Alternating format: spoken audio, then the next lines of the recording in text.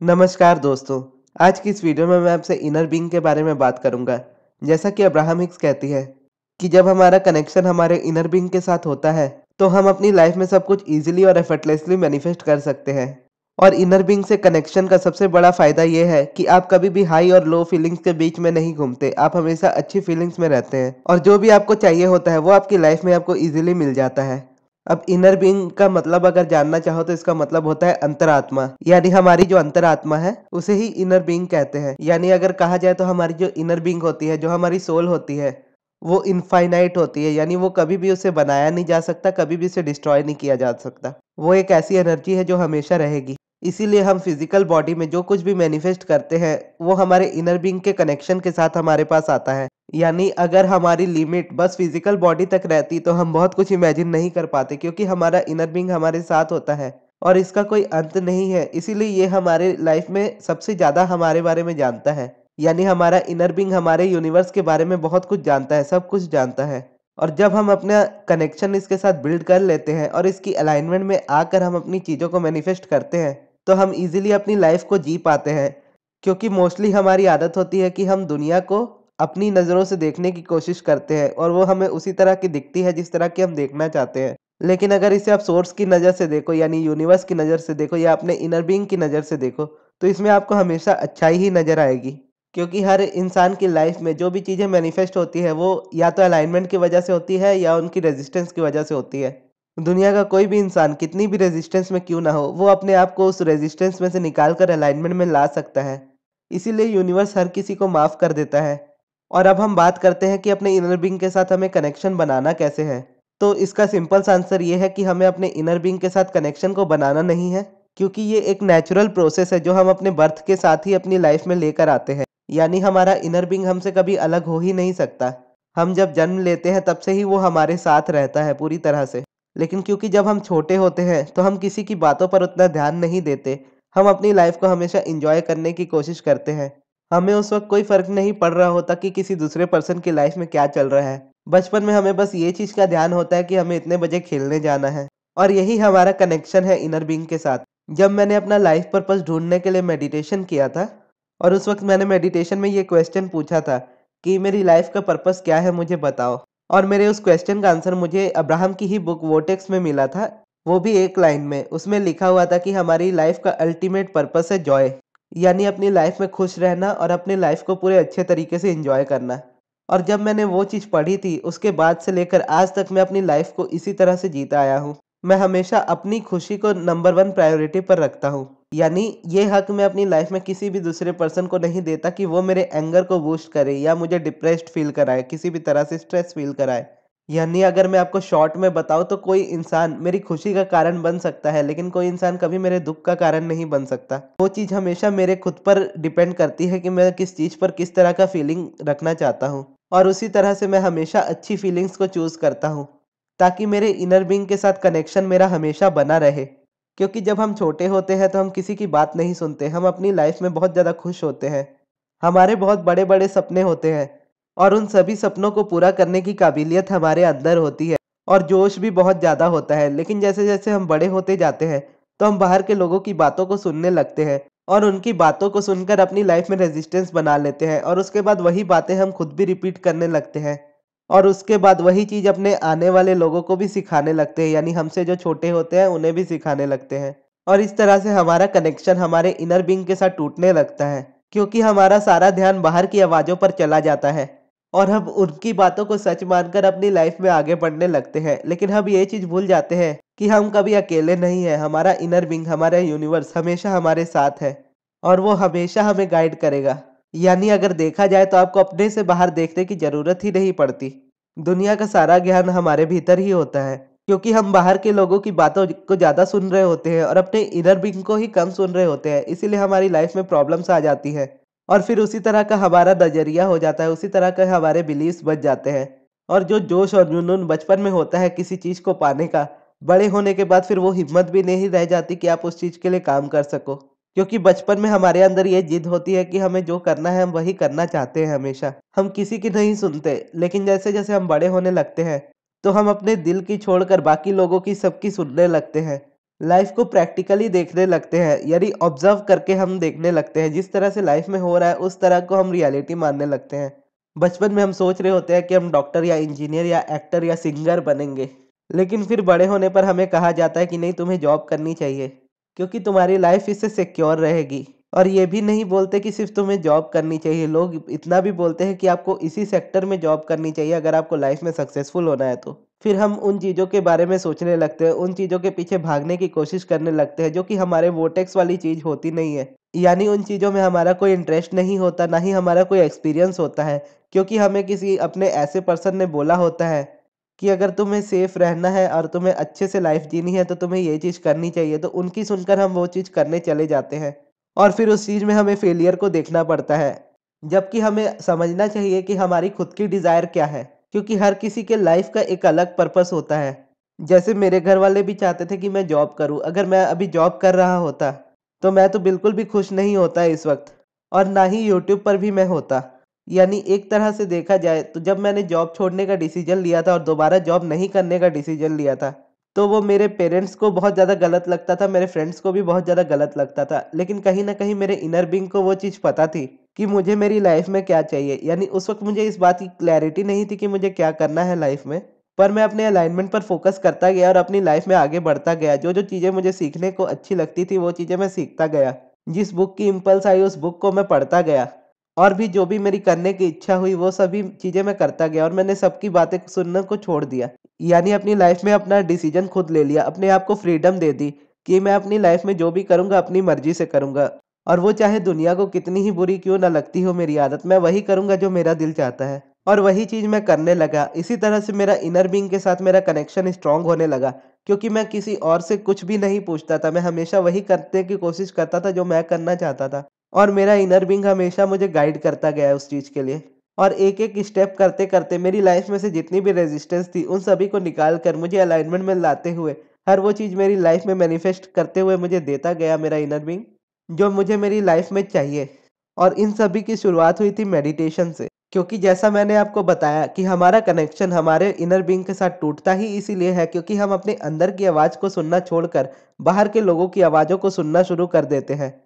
जिसकी वजह से हमारी लाइफ में बहुत ज़्यादा रेजिस्टेंस आने लगता है। और वो जो चीज़ हमारे लिए नेचुरल है, यानी हम एक नेचुरली अच्छे मैनिफेस्टर हैं, हमारी लाइफ में हर वो चीज़ हम डिज़र्व करते हैं जो ये दुनिया हमें दे सकती है। लेकिन हम किसी दूसरे पर्सन को सुनकर और उनकी वजह से अपने अंदर फ़ियर एंग्ज़ायटी वाली चीज़ें ले आते हैं और ये डिसाइड कर लेते हैं कि ये चीज़ें मैं कर सकता हूँ, ये चीज़ें मैं नहीं कर सकता हूँ। इस तरह से हम अपना कनेक्शन तोड़ लेते हैं हमारे साथ बाहर की आवाज़ों को सुनकर। लेकिन जब आप मेडिटेशन करते हो, तो आप बाहर की आवाज़ों को सुनना छोड़कर अपने अंदर की आवाज़ को सुनना शुरू करते हो। यानी अपनी ब्रीदिंग पर फ़ोकस करना शुरू करते हो। और कॉन्शियसली आपको ये बात बिल्कुल भी पता नहीं होती पूरी तरह से कि आपकी लाइफ में किस-किस पार्ट में रेजिस्टेंस है आपके। लेकिन आपका इनर बीइंग हर चीज़ें जानता है। इसीलिए जब आप मेडिटेशन करते हो, अपनी आँखें बंद करते हो और बाहर की आवाज़ों को सुनना छोड़कर अपनी ब्रीदिंग पर फ़ोकस करते हो, तो आपका कनेक्शन आपके इनर बीइंग के साथ स्ट्रॉन्ग होने लगता है। क्योंकि जो रेजिस्टेंस बाहर के लोगों ने आपको दी है कुछ-कुछ बातें बोलकर, वो रेजिस्टेंस आपकी कम होने लगती है आपकी लाइफ में से।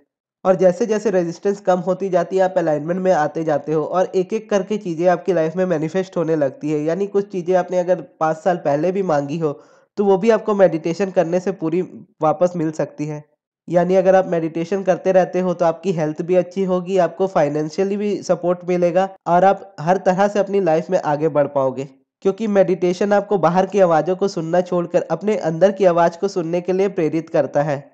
और जब आप ये करने लगते हो मेडिटेशन, तो वो चीज़ आपकी लाइफ में आने लगती है जो आपको चाहिए, क्योंकि आपका कनेक्शन आपके इनर बीइंग के साथ बन रहा होता है। और आपको हमेशा अपने इनर बीइंग की ही सुननी चाहिए। जैसे अगर मैं आपको कहूँ, तो जैसे कहा जाता है कि बुक्स पढ़ना बहुत अच्छा होता है। तो इन जनरल हमारा बिलीफ होता है कि हम जितनी बुक्स पढ़ेंगे हमारी लाइफ के लिए उतना ही अच्छा है। लेकिन आपको मैं बताऊँ, मैंने 100 से ज़्यादा बुक्स पढ़ी है और 100 से ज़्यादा बुक्स पढ़ने के बाद मुझे मेरी लाइफ में सब कुछ मिला बस एक बुक से, ask and it is given. और उसके बाद अगर कोई दूसरी बुक मिली तो money and the law of attraction. यानी 100 से ज़्यादा किताबें पढ़ने के बाद मुझे मेरी लाइफ की जितनी भी टीचिंग्स मिलनी थी वो सिर्फ 2 किताबों से मिली। यानी एक टीचर से मिली, अब्राहम हिक्स से मिली। इससे यही समझ में आता है कि आपको लाइफ में बहुत ज़्यादा भागने की ज़रूरत नहीं होती इधर-उधर चीज़ों को खोजने के लिए। आपको बस एन्जॉय करना होता है अपनी लाइफ को। पहले मैं अपनी सभी पॉकेट मनी को बुक्स पर खर्च किया करता था। जब मैं कॉलेज में था, ये उस वक्त की बात है, तो पहले मैं मूवीज़ बहुत ज़्यादा देखने जाया करता था, तो मैंने मूवीज़ तक देखना छोड़ दिया था बुक्स खरीदने के लिए। और जो-जो बुक्स मुझे मिलती गई, मैं उन सभी बुक्स को पढ़ता गया। मैं ये नहीं बोलूँगा कि वो उन बुक्स ने मुझे बिल्कुल भी बेनिफिट नहीं दिया, उन बुक्स ने मुझे बहुत कुछ सिखाया। क्योंकि मुझे उस वक्त अब्राहम के बारे में नहीं पता था, अब्राहम के बारे में क्या, मुझे लॉ ऑफ अट्रैक्शन के बारे में ही नहीं पता था। तो मैं कहीं न कहीं उन चीज़ों को सबसे ज़्यादा छोड़ता गया जो मेरी लाइफ़ में सबसे ज़्यादा मेरे लिए इम्पोर्टेंट होती थी। जैसे मूवीज़ देखना मुझे बहुत ज़्यादा पसंद होता था। तो वो मैंने दूसरों की सुनकर, यानी इतने सारी बुक्स जो मैंने पढ़ी, इतने ऑथर्स को मैंने पढ़ा, उनका सुनकर मैंने मूवीज़ देखना भी कम कर दिया, कि मूवीज़ देखने से नेगेटिविटी आती है लाइफ़ में। इस तरह की बातें सुन-सुन कर मैं मूवीज़ देखना कम कर दिया, हॉल जाना छोड़ दिया और अच्छी खासी लाइफ़ को बहुत ज़्यादा बोरिंग बना लिया। यानी मैं लाइफ़ को देखा जाए तो प्रैक्टिकल वे से चलने की कोशिश कर रहा था कि मैं इस तरह से बुक्स पढ़ूँगा तो मैं लाइफ़ में सक्सेसफुल हो जाऊँगा। जो कि एक हद तक सही है, आपको बुक्स पढ़नी चाहिए, लेकिन उसके लिए आपको अपने एंटरटेनमेंट की चीज़ें नहीं छोड़नी चाहिए। फिर जब मैंने लॉ ऑफ अट्रैक्शन को पढ़ना शुरू किया, स्पेशली जब मैंने अब्राहम हिक्स को पढ़ना शुरू किया, तो अब्राहम हिक्स ने फिर बताया कि किस तरह से हमारी लाइफ में जॉय कितना ज़्यादा इम्पोर्टेंट है। हम जिस चीज़ को एन्जॉय करते हैं, उस चीज़ को करना कितना ज़्यादा इम्पोर्टेंट है। तो वापस से मैंने मूवीज़ को देखना शुरू किया, क्योंकि मुझे मूवीज़ देखना बहुत ज़्यादा पसंद रहा है शुरू से, और उस वक़्त मैंने उन चीज़ों को छोड़ दिया था करना, तो वापस से मैं उन मूवीज़ को देखने लगा और हर एक तरह की मूवीज़ देखने लगा।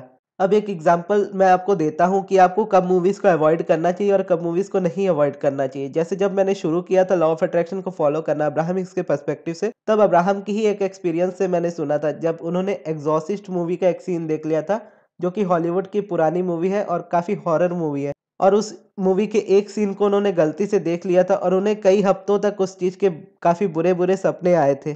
तो उसके बाद से एस्थर मूवीज़ ज़्यादा नहीं देखती है, यानी वो बिल्कुल भी मूवीज़ नहीं देखती है।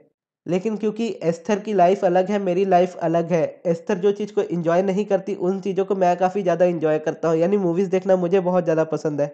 तो मुझे कुछ इस तरह की चीज़ खोजनी थी कि मैं ईज़िली मूवीज़ भी देख पाऊँ और उसमें से जो भी नेगेटिविटी हो, वो मेरे माइंड में ना जाए। तो सबसे पहले मैं आपको बताता हूँ कि जब मैंने लॉ ऑफ अट्रैक्शन की जर्नी को शुरू किया था, उस वक़्त मेरी वाइब्रेशन बहुत लो रहती थी और उस वक़्त मैंने काफ़ी ज़्यादा हॉरर टाइप की मूवीज़ देख ली थी। तो मुझे भी काफ़ी ज़्यादा नेगेटिविटी का सामना करना पड़ा था शुरू में।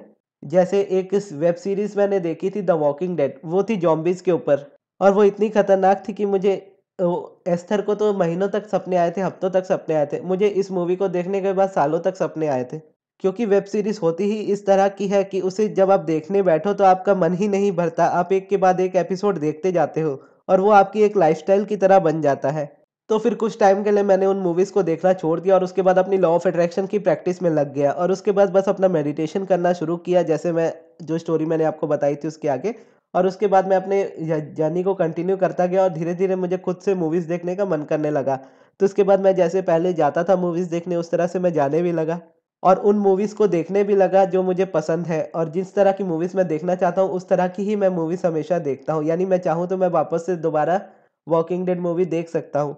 और अब मुझे उस बात का कोई इफ़ेक्ट नहीं पड़ेगा, उसकी नेगेटिविटी का मुझे कोई इफ़ेक्ट नहीं पड़ेगा, क्योंकि मैंने इस चीज़ को समझ लिया है कि मैं जिस चीज़ को जिस नज़रिए से देखूँगा वो उस नज़रिए से मेरी लाइफ़ में अट्रैक्ट होगी।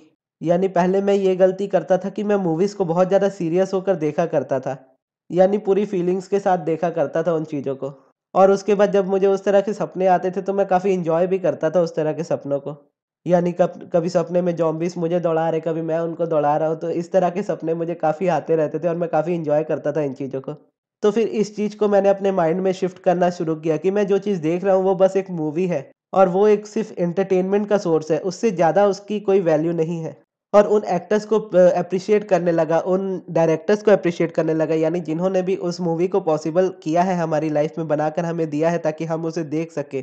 उन लोगों के लिए एप्रिशिएशन मैं हमेशा फ़ील करता हूँ। और ईज़िली मैं हर तरह की मूवीज़ को देख पाता हूँ, क्योंकि मैं जब भी कोई मूवी देख रहा होता हूँ या कोई भी शो देख रहा होता हूँ, उसमें जितनी भी नेगेटिविटी हो, नेगेटिव से नेगेटिव कैरेक्टर भी हो, तो मुझे उसे देखकर भी बहुत ज़्यादा खुशी होती है। मैं कोई ना कोई चीज़ ढूँढता ही रहता हूँ मूवीज़ में एप्रिशिएट करने के लिए, कभी कैरेक्टर्स के लुक्स को करता हूँ, कभी लोकेशंस को करता हूँ, क्योंकि मुझे मूवीज़ देखना पसंद है और दूसरों की बातें सुनकर मैंने मूवीज़ देखना छोड़ा था। और वो गलती करके मैंने अपने आप को अपने इनर बीइंग से अलग किया था। लेकिन अब मैं उन चीज़ों से बिल्कुल भी नहीं डरता हूँ। जिस तरह की भी मूवीज़ मुझे देखनी होती है, जो भी मुझे करना होता है, मैं वो करता हूँ। बस उन चीज़ों को देखने का नज़रिया मैं इस तरह से रखता हूँ कि वो चीज़ मुझे इफ़ेक्ट ना करे। क्योंकि अगर आप किसी चीज़ में बहुत ज़्यादा इंडल्ज हो जाते हो, तो अच्छी से अच्छी चीज़ भी आपको बहुत ज़्यादा बुरे रिज़ल्ट्स देती है। यानी अगर आप लॉ ऑफ अट्रैक्शन से रिलेटेड ही बहुत सारी वीडियोज़ यूट्यूब पर देखने लगो, तो एक टाइम ऐसा आएगा कि आपकी लाइफ में आप एकदम स्टक फील करने लगोगे और आपका मन करेगा कि सब चीज़ें बेकार है, ये सब छोड़ के अपनी लाइफ में आगे बढ़ो। तो आप उन चीज़ों को देखना छोड़ दोगे और ये चीज़ आपको बिल्कुल भी बेनिफिट नहीं करेगी। इस वीडियो से मैं आपको यही बताना चाहूँगा कि आप अपनी लाइफ में देखो कि आपको सबसे ज़्यादा क्या चीज़ करना पसंद है और उसी चीज़ पर अपना ज़्यादा से ज़्यादा हमेशा फोकस रखो। किसी दूसरे के प्रेशर में आकर कभी किसी चीज़ को करने की कोशिश मत करो, क्योंकि वो चीज़ आपको लाइफ में जाके परेशानी देगी। क्योंकि यूनिवर्स आपकी सभी डिज़ायर्स को पूरा करता है। इसीलिए आपको अपनी डिज़ायर खुद बनानी पड़ती है। आपको खुद सोचना पड़ता है कि आपको आपकी लाइफ में क्या चाहिए। ये इसीलिए यूनिवर्स आपको इतनी फ्रीडम देता है कि आप इस चीज़ को चूज़ करो कि आपको आपकी लाइफ में क्या चाहिए। और इसीलिए ये चूज़ करने की भी अनुमति यूनिवर्स आप ही को देता है कि आपके लिए क्या सही है, आपके लिए क्या गलत है। वो आप अपने लिए डिसाइड करो और अपनी डिज़ायर को करो। और आपकी डिज़ायर कितनी भी बड़ी आपको क्यों ना लगती हो, अगर आप अपने इनर बीइंग के साथ कनेक्शन बिल्ड करके उस चीज़ को उस तरह से देखने की कोशिश करोगे, जिस तरह से यूनिवर्स उसे देखता है, तो वो आपके लिए आसान हो जाएगी। अगर आप दुनिया की नज़र से देखोगे, तो वो चीज़ आपके लिए पॉसिबल नहीं हो पाएगी। लेकिन अगर आप बाहर के लोगों की सुनना ही छोड़ दो और अपने इनर बीइंग की बात सुनो, बस उसी की बात मानो, वो जिस तरह से आपको गाइड करता है उस तरह से आप अपनी लाइफ में चलो, तो आप अपनी लाइफ में हर कुछ ईज़िली मैनिफेस्ट कर पाओगे। तो आई होप ये वीडियो आपको समझ आई हो। अगर आपके कोई क्वेश्चंस हो तो आप मुझसे पूछ सकते हो। और अगर आपको पर्सनल सेशन लेना हो या अगर आपको सब्लिमिनल बनवाने हो मुझसे, तो आप मुझसे पर्सनली कॉन्टैक्ट कर सकते हो। और कॉन्टैक्ट डिटेल्स आपको मेरे डिस्क्रिप्शन बॉक्स में मिल जाएँगी। तो ये थी दोस्तों हमारी आज की वीडियो। कमेंट बॉक्स में ज़रूर बताइएगा आपको ये वीडियो कैसी लगी और इस वीडियो को यहाँ तक देखने के लिए बहुत-बहुत धन्यवाद।